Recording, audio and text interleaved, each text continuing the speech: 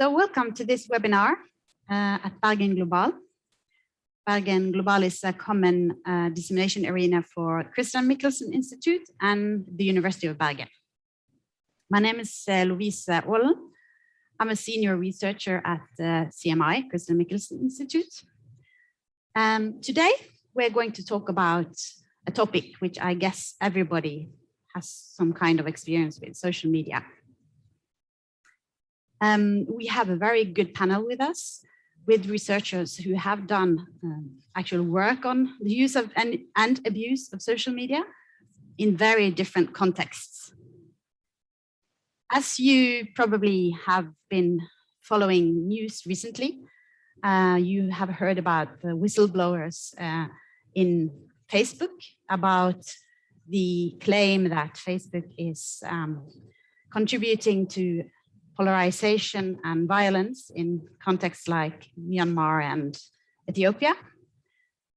It's clear for us that social media use and the way also governments use social media can actually lead to division and polarization. But of course, when we look back a few years, I guess the main perspective on the use of social media was that social media was a democratic tool. It was helping users to self-organize and build communities. And it could even help to make dictatorship fall, like we saw in the Arab Spring. But then it has become more apparent that social media can reinforce existing power relations. And then, of course, we also know that internet can be shut down. And what happens when that is the case? And social media can be manipulated, and only one side of the story can be told, of course.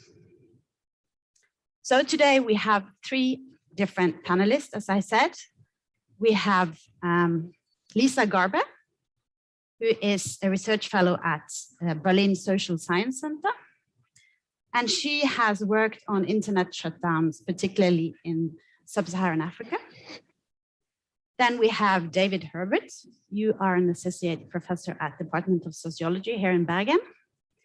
And you have been using social media analysis to research the challenges and opportunities created by ethnic and religious diversity in contexts that are very familiar to us in Denmark, in Norway, and Netherlands.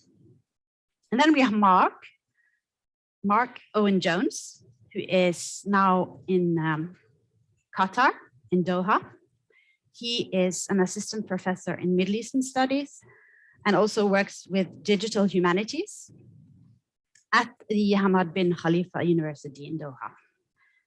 And he currently works on issues related to propaganda, Twitter bots, which he will explain more what is, and mapping sectarian speech. So it's really a privilege to have such a varied panel today. I think all the three of you show in very interesting ways how digital engagement is both an opportunity for marginalized groups to challenge the political order. But as I said, it could also be a way of reinforcing social and political order that's already there. So I think I'm going to go to Marc first to make sure that we have him with us the whole time, or at least in the beginning, if the technology is with us today. So Marc, part of your work has focused on how the government in Bahrain has been using all sorts of digital tools to control activism in the country.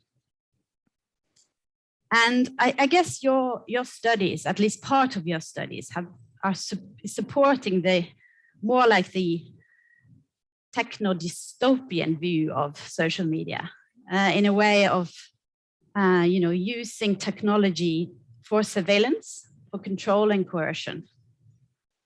Could you tell us a bit about how the Bahrainian regime, how they have been so active in this field and how they practically do it from your Yeah. Sure. Thank you very much. It's great to be here. Well, you know, virtually. Yes.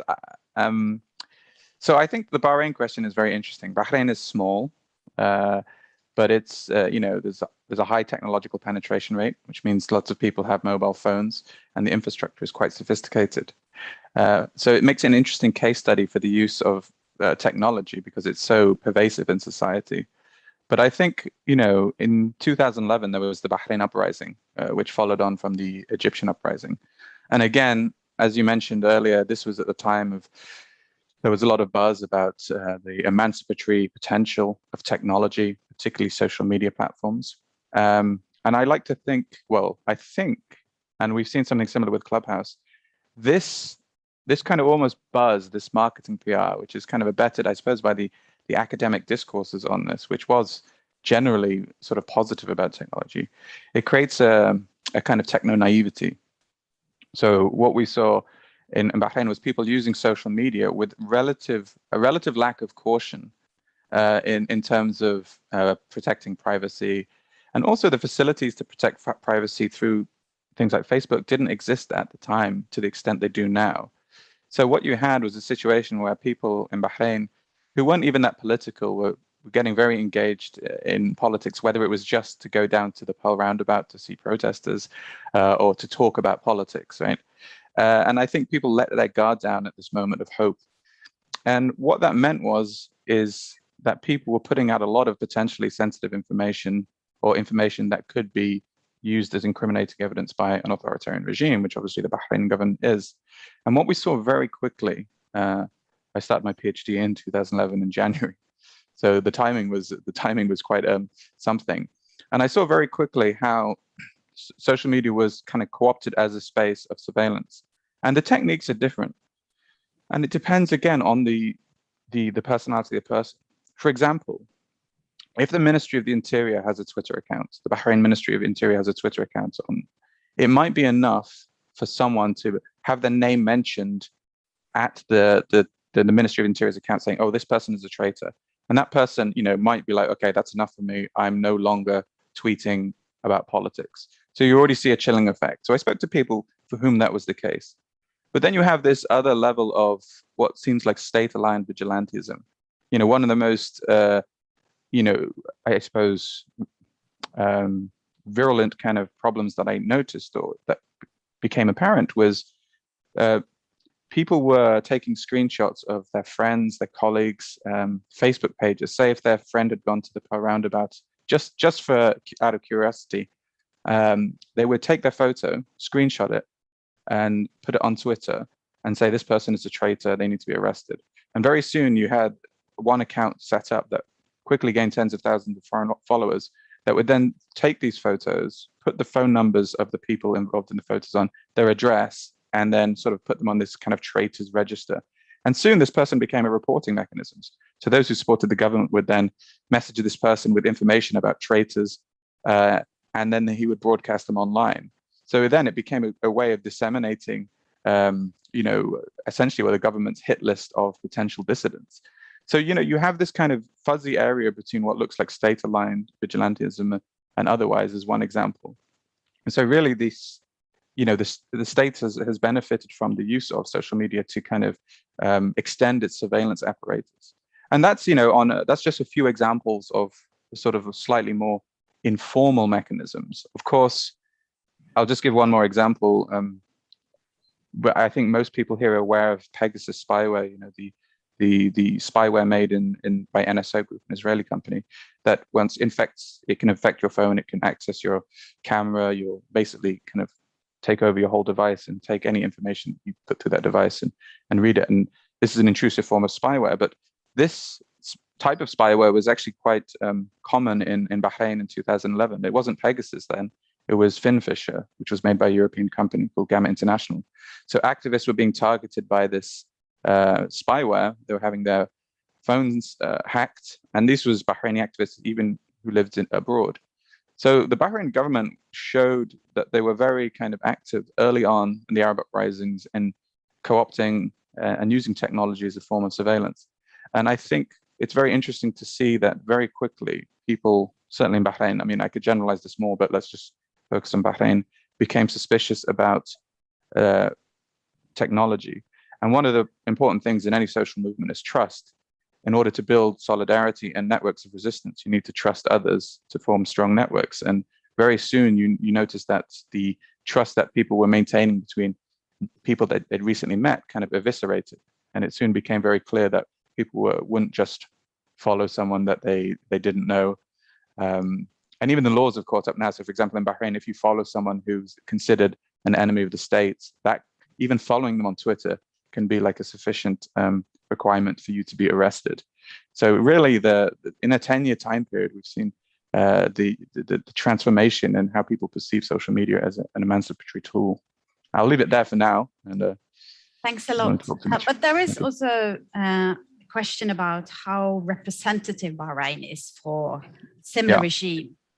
And of course, you had the Gulf crisis in 2017. That maybe also started some dynamics where that was crossing boundaries.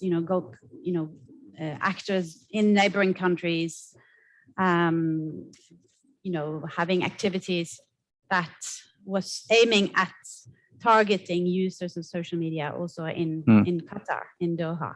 So could you also say something about that? Yes, absolutely. I mean, I think that's an essential dimension to all of this, is the transnational element of repression that's been allowed by the despatialization powers of technology. And what we've seen in the Gulf, and this was true also in Bahrain, but particularly later in 2017 in the Gulf crisis, one of the interesting things about 2017, again, for the benefit of the audiences, I don't want to assume too little or too much, but Qatar was blockaded by Saudi, UAE, Egypt, and Bahrain politically. And what was really fascinating about this incident is that the pretext for the crisis was those states accused Qatar of supporting terrorism. But there was a hacking operation where they hacked it was believed the Emiratis or the Saudis hacked the Qatar's national state TV and actually hacked the ticker tape on the national TV to put words in the mouth of the emir, things that he didn't say. And then that was subsequently bolstered by armies of bot accounts on social media. We're talking in the tens of thousands, potentially hundreds of thousands of bot accounts, who then were boosting the narratives of the accounts that were critical of Qatar. So if you, for example, searched for Qatar in Twitter, you would be almost certainly confronted with information that was critical.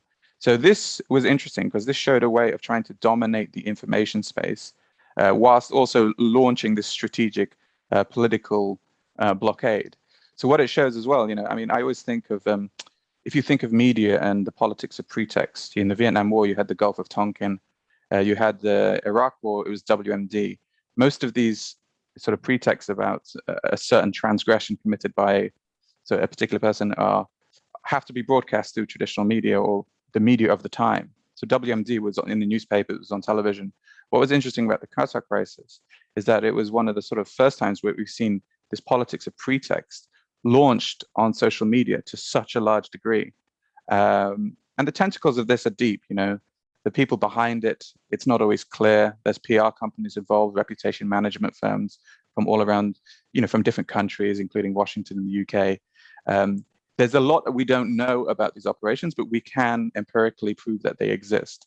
And so what I think is interesting is that within this social media, when people talk about social media as a leveling force, it's misleading because even in the transnational context, there's certain states that have a lot of resources that they commit to these kind of social media or digital warfare. And there's also the element of population. Let's not forget Saudi Arabia has a large population.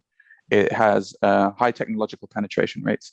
It has the ability to co-opt its population to a large degree to use them as a kind of a force for promoting Saudi foreign policy. So population size also matters. But I think in the Middle East context, I mean, people tend to talk about Russia, the United States and China in terms of this, the sort of Cold War paradigm of propaganda. They tend to focus on disinformation that's coming from those countries. I think often the Middle East is neglected.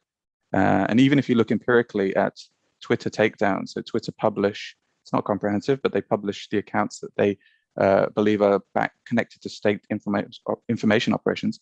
Saudi Arabia and the UAE and Egypt are actually one of the biggest offenders behind Russia and China.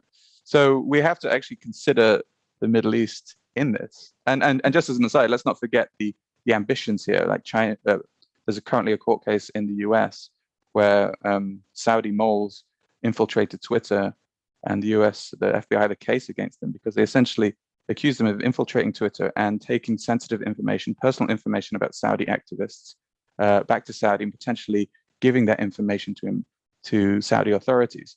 So the vision, the perceived importance of social media in the digital space to certain governments should not be underestimated. And that should be something that we consider when we look at how social media is deployed in the region.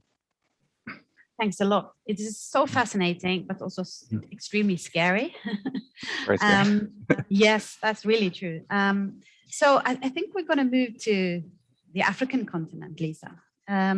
You have not really dig deep into the use of social media, but you've been looking at the way regimes use the access to internet as a way of controlling indirectly people's use of social media. So how exactly do governments implement censorship and shutdowns in sub-Saharan Africa, as you have seen? Yeah, I think the microphone working. Just a second.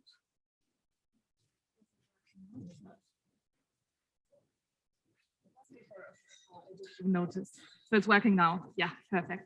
Thank you very much for the invitation, Louise. I think it's a great question because there is this common narrative that governments just shut down or censor access to the internet. So the most recent case being the Sudanese government having blocked internet access for the past 10 days. But actually, it's not quite as simple, and people tend to forget that governments actually rely on so-called internet service providers in order to block or censor internet access in most cases. So, I mean, there is also other cases, but in most cases, like the technical implementation has to be done by internet service providers, such as, for instance, Telenor in Norway, because these are the companies owning and running crucial parts of the internet's infrastructure and basically selling access to the internet to individuals. And those who sort of maintain the narrative that governments just block or censor internet access make the implicit assumptions that a government can make any ISP comply with their request. And this is problematic, I think, for two reasons. First of all, we actually do see variation in the extent to which and how ISPs respond to a government request to block or censor internet access. And therefore, we actually ignore that some ISPs make more of an effort to resist government requests to block or censor internet access. And then second, by ignoring the crucial role that ISPs ultimately play, we also basically free them from all responsibility in being complicit in a way in very serious violations of a human right.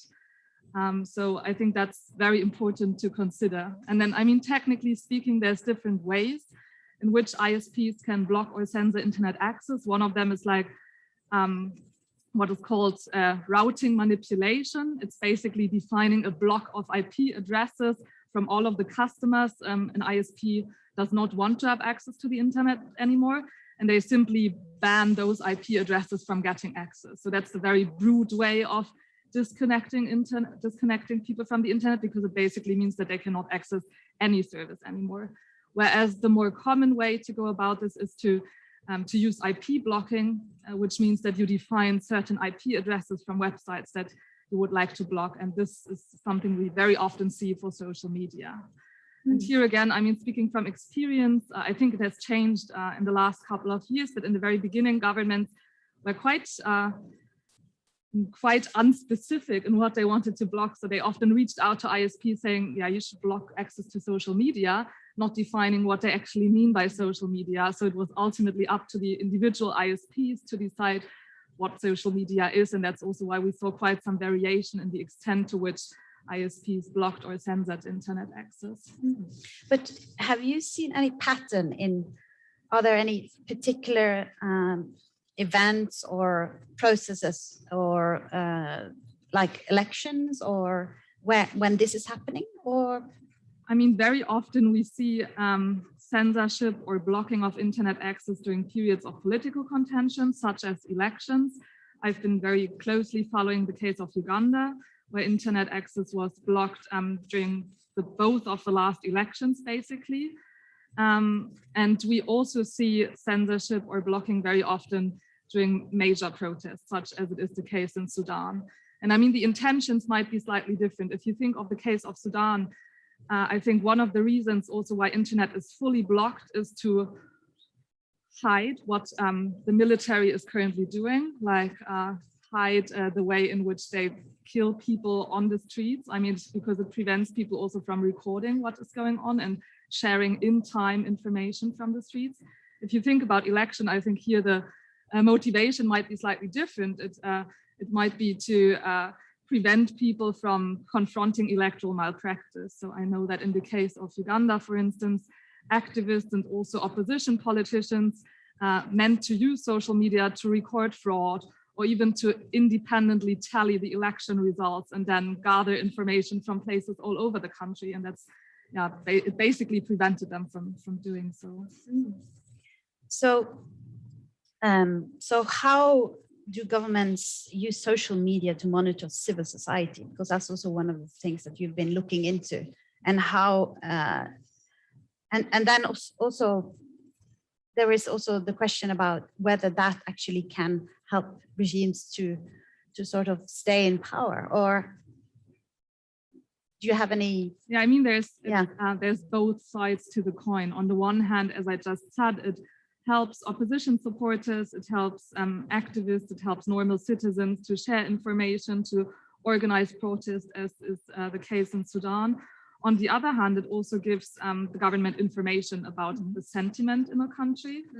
So it's not always useful to close down the internet. I mean, it could also be useful to use the internet to collect information. I mean, yeah, I think if you think about internet shutdowns in a way, before shutting down the internet, the government was able to see what the situation is like in a country, to see where people are becoming more critical or might be engaged in organization.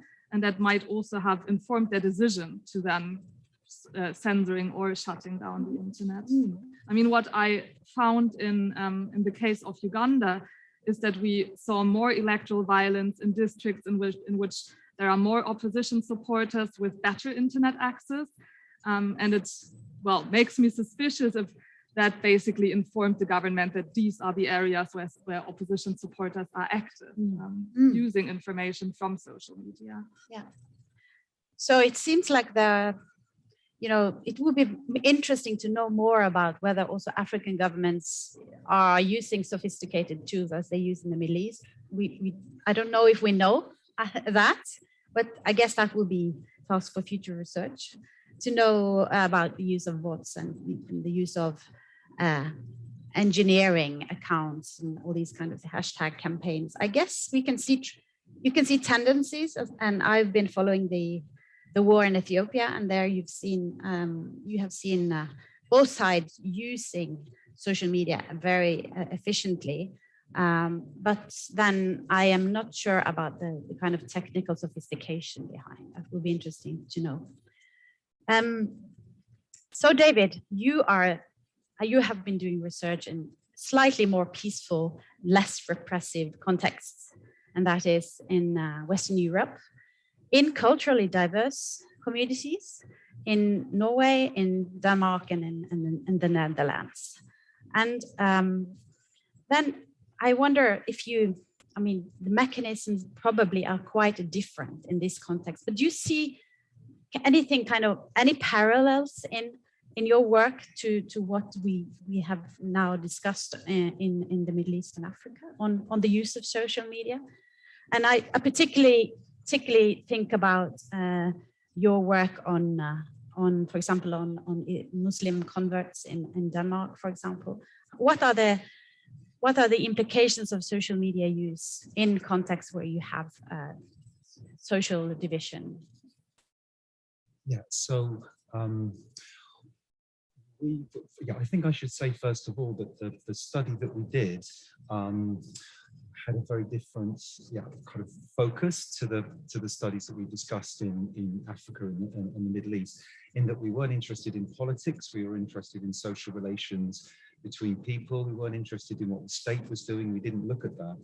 What we did was to gather a lot of Instagram data. We deliberately chose a platform that's not particularly known for its political discourse, but rather for, well, what we decided was primarily status display, which might be an unusual way of describing it, but how people inform each other about what they're doing in certain kinds of activities and curate their personal appearance in a certain way. So it's a very different kind of studies. But I would say that where there's something in common is that I think our work challenges the assumption that there's a sort of leveling or democratizing that necessarily occurs through social media. So there is at the level that people can curate and project the image that they want of themselves or their fashion or their family and so on. But then when you look at who is looking at what other people are doing, then there is a very uneven distribution of attention. So a relatively small number of people have a large number of followers. And so the sort of natural tendency in social networks for some people to be more influential than others is amplified. So, I mean, to take, one example, and I'll come back to the Danish converts, but to take another example, one of the, we gathered a lot of Instagram data, both in Amsterdam and Rotterdam. I should say that this was at a time when Facebook's, although they owned Instagram at the time, they allowed researchers quite free access to data. That's no longer the case. We couldn't replicate that.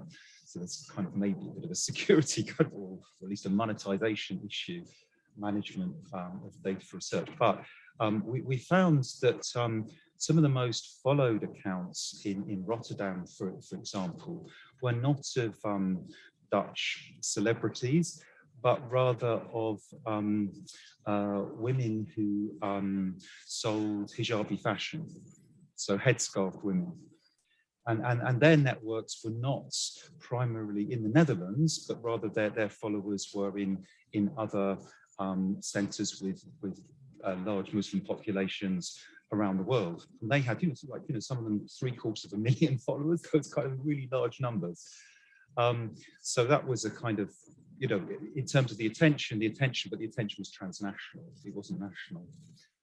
So to come back to the, or to come to the Danish converts, one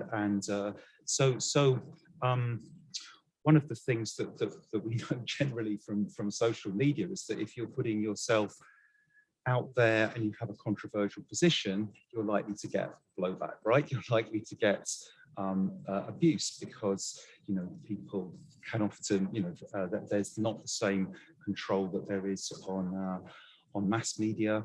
There are not the same standards and there's not moderation. So what we found in the case of people of Danish ethnicity, so white people who converted to Islam, and they put their profiles up on mostly Facebook, this was, rather than on Instagram, was that they had a pretty hard time. So often in the kind of initial post-conversion periods, they would be quite enthusiastic about trying to explain to a broader Danish audience the reasons for their conversion and why they were attracted to Islam and why they've made that decision. And then sort of over time, they kind of got worn down really to the extent that they kind of stopped using their accounts altogether or just used them as a tool. Although others could read it, they just used them as a tool to communicate with people who they assume would be supportive, and that was what they were interested in. In a sense, they ceased to use it as a sort of a way of missionizing further or projecting a positive image, and they just kind of gave up really. So it was a very kind of chilling effect. And we also uncovered a lot of stories of people who were, actually felt that their national identity by converting to Islam was being questions. So the paper that we wrote, we used a quote from one of the participants: "You are no longer my own flesh and blood," which is, I guess, more of a familial thing. But there was a sense in which, you know, several of the respondents spoke about not feeling they had to justify that they were still Danish, which was, a kind of something we hadn't expected from the finding, and was different to other contexts of conversion. Maybe I should pause there rather than that. This is extremely interesting. And of course, I wish we could have also delved into your study of Kristiansand, which is also quite interesting for us as a kind of, it's a bit of a surprising approach. It's studying something quite familiar to us, the way Protestants, evangelical Christians sort of dominates traditional media, and then you have the non-religious and the Muslims as well, you know, trying to create their own sort of communities on social media, which I think is really interesting, and I recommend you to read that. Maybe if you want to say some few words about it, and then I want us to return before we open up for questions to just briefly talk a little bit about the methodology of researching social media. But please say some few words about the Kristiansand Bible Belt study. Yeah, I mean, what we're talking about here is a sort of an accidental amplification effect. It's not that evangelical Christians are setting out to dominate the social media landscape. It's just that because there are more of them and they have more followers and they have more key influencers, that their presence in the space is amplified relative to other groups. So other groups, you know, Muslims and others, for example, have a presence. They're certainly, you know, posting, and it offers a space for self-organization. But when you look at the clusters that are most followed, that are most influential, and also there's a kind of overlap there between, you know, the sort of the business community and evangelical Christianity, and actually kind of sport and fitness, which was, you know, some of the same posters that were, although they were posting different content, that there was a kind of like a related cluster around those themes, which was kind of unexpected, and I guess, you know, tells you something about, you know, what the important things are in the culture for local people. But it did mean if you weren't related to those clusters, that you felt a bit on the outside of things. That was what we found from interviews. So this all across, I guess, very, very different contexts is underlining how social media can actually reinforce a social order that's already dominant and existing. But I want us to just think a little bit about, you know, if there are students here who really want to dig deep into the effects of abuse and use of social media, how do they actually study it? And Marc, you've been working on bots, for example. I'm just one curious question. How do you actually distinguish between a real Twitter account and a robotic or automated a Twitter account? Yeah, so there's different techniques, and different researchers will have different approaches, and sometimes different contexts, depending on who's operating the bots, they will have a different signature, a telltale sign. But what I tend to do, I download Twitter data. So I'll download, say, data from a hashtag. And when you download data from a hashtag, it gives you all sorts of information about each tweet and account. So it'll tell you, you know, the text, what application the tweet was sent from, whether it was sent from an iPhone, for example, or an Android, what date the account was created. And for me, I think there's different ways, but I'll just give one example. One of the most concrete ways I certainly found bots in the Arabic or the Middle East context was you'd look in this whole sample, and then you'd see that there was a disproportionate number of accounts created on specific days. So, for example, if the average amount of accounts in a sample was, I don't know, 30 new accounts were created each month, but then suddenly in 1 month you have 400 accounts created, and then all those accounts have a similar aesthetic and they are tweeting about the same thing, they're anomalous. So they're likely to be bots. And then you can also look for a series of compounding anomalies. So sometimes all those accounts will also be using the same application to tweet. So the odds of 300 accounts being created on one day, all using Twitter web app, all having a similar aesthetic, are very small. They'll often have a similar number of tweets because they engage in repeated patterns. So that's an example of how you might catch them. But like I said, there are different ways and there's different techniques, and they evolve. And that's the important thing, because this is an adversarial process. Once you find one and it's shut down, bad actors will try to create new techniques to manipulate Twitter's algorithms, for example. And when you've been doing research on internet shutdowns in Africa, and it seems that you have been combining more like statistical, quantitative data with also some on the ground qualitative work. So how would you, if you were going to give an advice to students who would like to understand the use and abuse of social media and internet access? In my case, the main question I had in mind was what ISPs are more engaged in internet censorship and internet blocking. So in the project that I was affiliated with, we collected data on all ISPs in Africa and their shareholders to better understand, are state-owned ISPs more likely to censor, or is it private ISPs? What if the ISPs come from Norway, for instance? Would they be less likely to be engaged? And then we faced a challenge that, okay, it's actually not so trivial to measure engagement in censorship at the level of ISPs. We know from the media that, for instance, Sudan is blocking internet access right now, but what about the different ISPs in one country? And well, that took a couple of years, and we ended up now using data from a virtual private network provider based in Toronto. So basically, they give us information about how many people are using a VPN. I assume most of you know what a VPN is. Most people here use it to watch series that are geo-blocked in Norway, for instance, or like more entertainment purposes, I guess.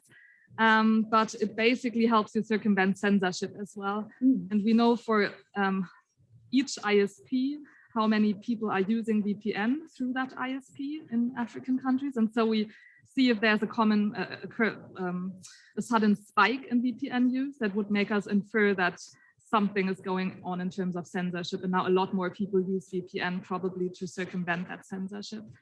And then we sort of zoomed into a specific case, into a least likely case in a way. So Uganda was one of the cases where we would not necessarily expect censorship to happen, because you have quite a variety of ISPs from very different countries, mostly private owned ISPs, but nevertheless, we see a lot of censorship. And so the question was, okay, what if the government has no direct control over internet infrastructure? What makes all these ISPs comply? And that was basically, it informed our choice of zooming into a case, like the more quantitative part. And then I spent some time in Uganda talking to people working in ISPs to better understand what makes them comply with the government requests, and what is the role of shareholders based in Europe, for instance, when they make this decision. And David, you've been doing different methodologies.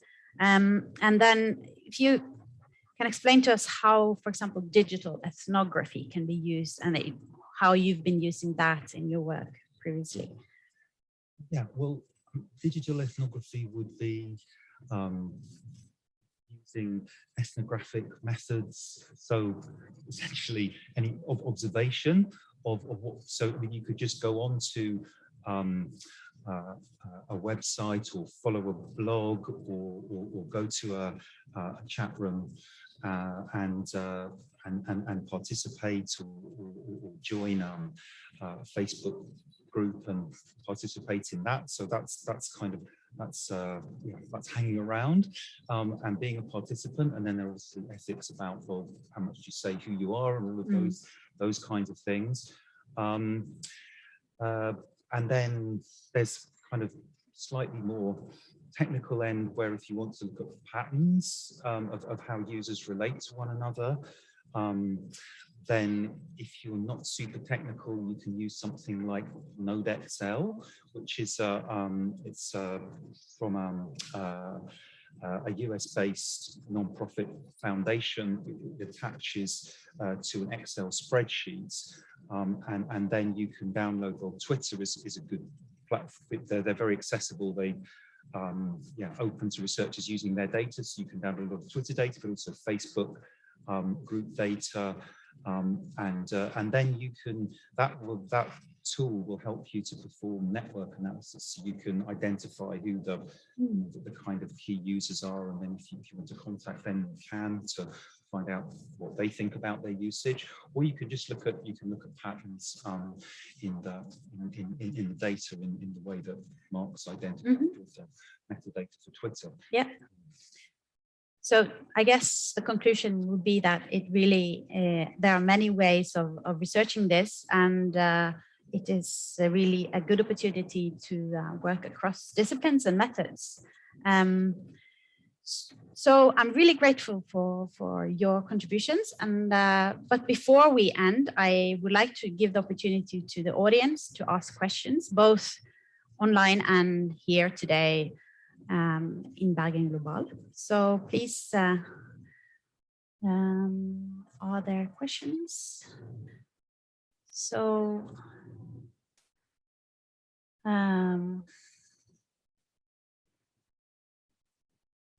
so there is one question here, which I'm not sure whether you will be able to answer. What about the global censorship on vaccine information? May not be very easy to answer. If anybody wants to talk about the global is there any global censorship on vaccine information? I mean, it depends what you mean by censorship. Censorship is because censorship can work in a number of ways. You can intimidate people or harass people to stop them speaking. You can remove their ability to express themselves, their platform, or you can change the availability of information in a certain space to dilute one message and promote another, which is, more often talked about as propaganda. But in the information space, if you promote one message, it usually means that that's done at the expense of another. And I've done a little work on COVID disinformation. I don't know if I would class it as censorship, but yeah, I would absolutely say that there is. It's curtailed now, but there was definitely a period in 2020 where before YouTube and Twitter had kind of tried to clamp down on it. There was a lot of automation involved in spreading this disinformation. I think the effectiveness of that disinformation is still an area of research that needs to be looked at. It's quite hard. Causal research is always difficult. But yeah, I mean, social media was definitely a very key platform in spreading those messages. It still is, and it's more surreptitious. But yeah, it does exist, and it's interesting to see how it transfers to regions. Like in the Arabic-speaking world, you saw a lot of the tropes being used. I would say emanating from the US, that then were replicated here. So in the context, and they often adapt to local contexts. So for example, the Iranians often accused it of being an Israeli bioweapon. Some UAE journalists accused Qatar and China of working together to try and create the COVID-19 to undermine the political future of Saudi and the UAE. So it's funny how it adapts to local contexts, which I think is interesting. So it's not so much a censorship, but more a localization of conspiracy theories. Yeah.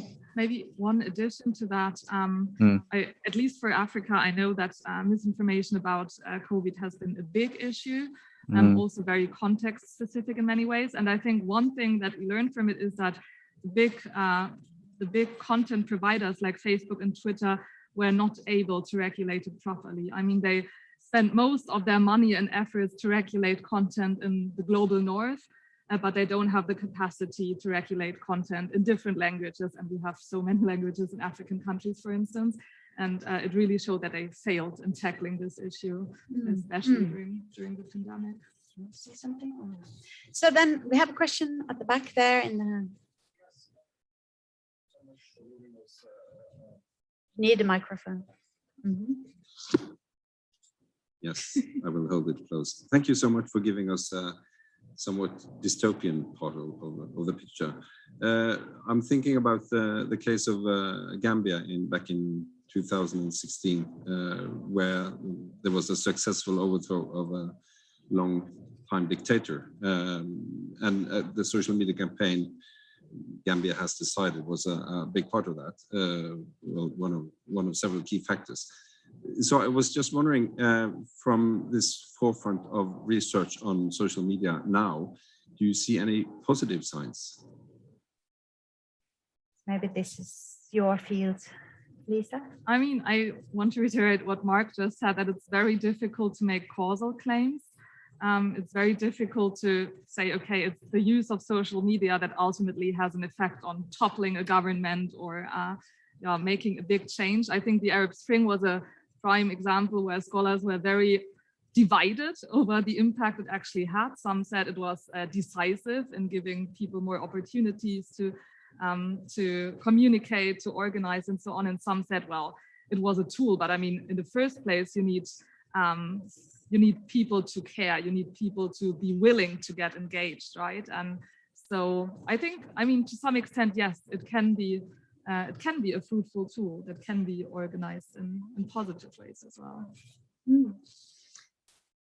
So there was one more question, which is, of course, maybe a bit alike to those who are into the different apps. What do you make of newer free speech social media apps such as Gab and Parler in disrupting and polarizing communities?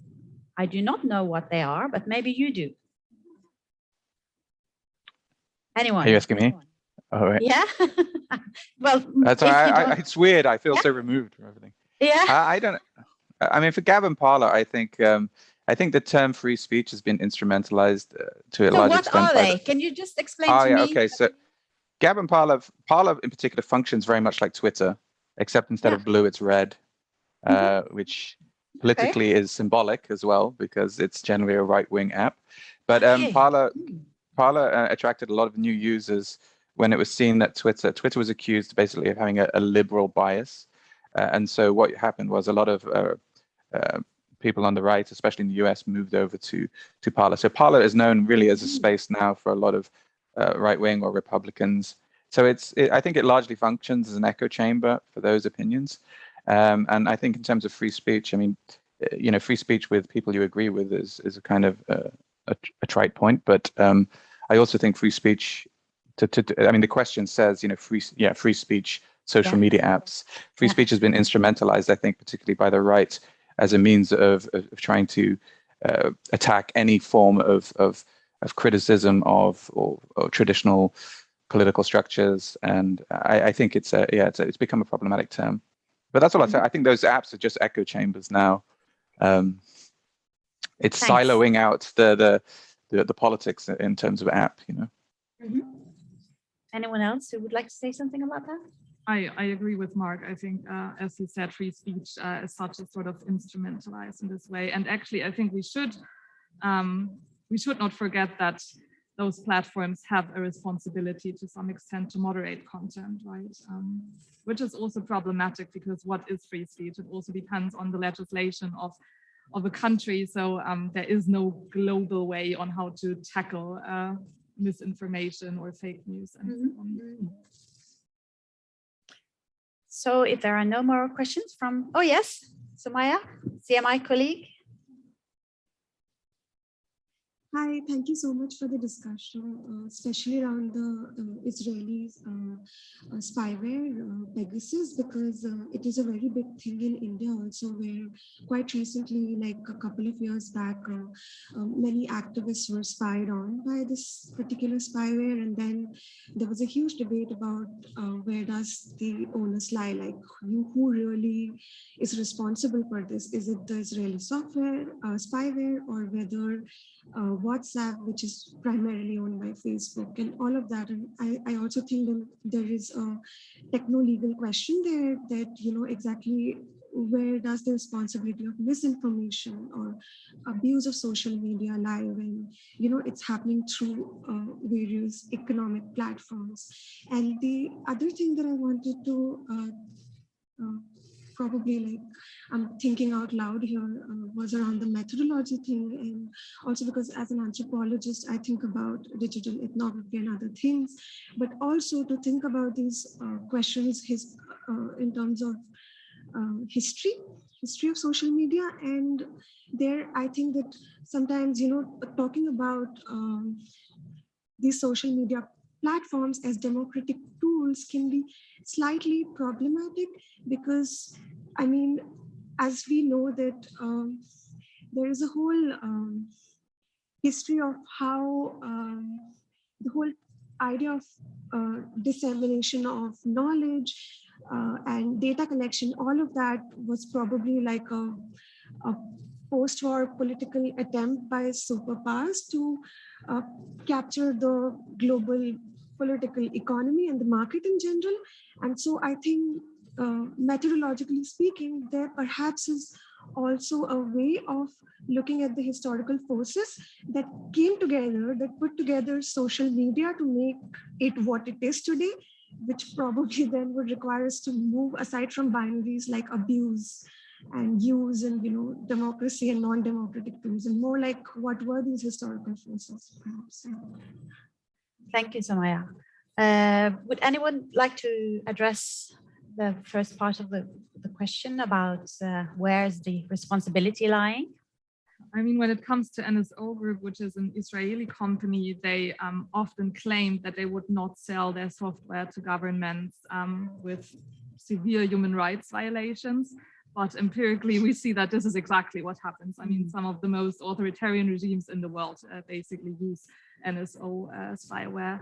And there's, even though they might have not directly sold it to the government from Israel, there are many indirect channels in which the software is ultimately then being transferred to those regimes. And NSO Group basically frees them from all responsibility. They say the software was designed for purposes to surveil terrorists, for instance, but the way in which it is ultimately used can be very different ones, right? So I think it should definitely be problematized that they do have a responsibility for the way in which the software is ultimately used. Marc, would you say something about this? Or? I was just agreeing, and I mean, to make the point is that authoritarian regimes, when it comes to arms and spyware, are better customers. So that's the big paradox about this. All right.